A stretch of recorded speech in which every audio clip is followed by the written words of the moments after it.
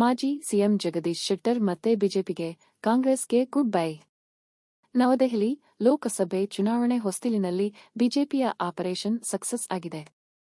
ಕಳೆದ ವಿಧಾನಸಭೆ ಚುನಾವಣೆ ಸಮಯದಲ್ಲಿ ಹೈಕಮಾಂಡ್ ಜೊತೆ ಮುನಿಸಿಕೊಂಡು ಬಿಜೆಪಿ ತೊರೆದು ಕಾಂಗ್ರೆಸ್ ಸೇರ್ಪಡೆಯಾಗಿದ್ದ ಮಾಜಿ ಸಿಎಂ ಜಗದೀಶ್ ಶೆಟ್ಟರ್ ಮತ್ತೆ ಮಾತೃಪಕ್ಷಕ್ಕೆ ವಾಪಸಾಗಿದ್ದಾರೆ. ಇಂದು ಗುರುವಾರ ದೆಹಲಿಯಲ್ಲಿ ಬಿಜೆಪಿ ರಾಷ್ಟ್ರ ನಾಯಕರನ್ನು ಭೇಟಿ ಮಾಡಿದ ನಂತರ ಬಿಜೆಪಿಗೆ ಮತ್ತೆ ಅಧಿಕೃತವಾಗಿ ಸೇರ್ಪಡೆಯಾಗಿದ್ದಾರೆ. ಈ ಮೂಲಕ ಕಾಂಗ್ರೆಸ್ ತೊರೆದಿದ್ದಾರೆ.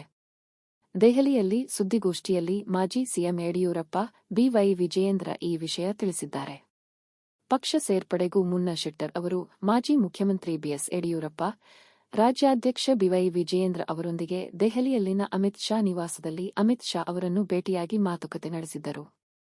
ಮಾತುಕತೆ ವೇಳೆ ಶೆಟ್ಟರ್ ಮನವೊಲಿಸುವಲ್ಲಿ ಅಮಿತ್ ಶಾ ಯಶಸ್ವಿಯಾಗಿದ್ದು, ಪಕ್ಷಕ್ಕೆ ಮರಳಲು ಶೆಟ್ಟರ್ ಒಪ್ಪಿಗೆ ಸೂಚಿಸಿದರು. ಕಾಂಗ್ರೆಸ್ಗೆ ರಾಜೀನಾಮೆ ನೀಡಿದ ಜಗದೀಶ್ ಶೆಟ್ಟರ್ ಪಕ್ಷ ಸೇರ್ಪಡೆಗೂ ಮುನ್ನ ಜಗದೀಶ್ ಶೆಟ್ಟರ್ ಅವರು ಕಾಂಗ್ರೆಸ್ ಪಕ್ಷ ಹಾಗೂ ಎನ್ಎಲ್ಸಿ ಸ್ಥಾನಕ್ಕೆ ರಾಜೀನಾಮೆ ನೀಡಿದ್ದಾರೆ. ಕೆಪಿಸಿಸಿ ಅಧ್ಯಕ್ಷ ಡಿಕೆ ಶಿವಕುಮಾರ್ ಮತ್ತು ವಿಧಾನ ಪರಿಷತ್ ಸಭಾಪತಿ ಬಸವರಾಜ ಹೊರಟ್ಟಿ ಅವರಿಗೆ ಇಮೇಲ್ ಮೂಲಕ ರಾಜೀನಾಮೆ ಪತ್ರ ರವಾನಿಸಿದ್ದಾರೆ. ರಾಜೀನಾಮೆಗೂ ಮುನ್ನ ಶೆಟ್ಟರ್ ಅವರು ಹೊರಟ್ಟಿಗೆ ಕರೆ ಮಾಡಿ ರಾಜೀನಾಮೆ ನೀಡುತ್ತಿರುವುದಾಗಿ ಹೇಳಿದ್ದರು. ಈ ವೇಳೆ ಪತ್ರದ ಮೂಲಕ ಬೇಡ, ನೇರವಾಗಿ ಬಂದು ರಾಜೀನಾಮೆ ನೀಡುವಂತೆ ಸೂಚಿಸಿದ್ದರು.